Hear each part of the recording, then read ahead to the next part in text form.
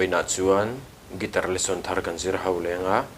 voina kan zir ho le tur chu Christian Habu number zali le somsari pasarina Pialral chawlhna thata ka ti hlakha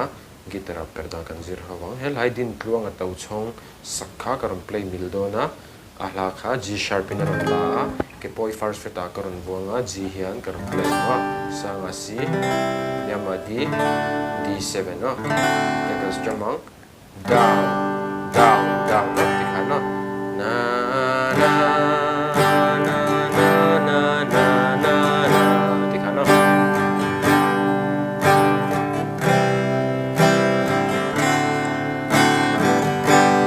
down down up down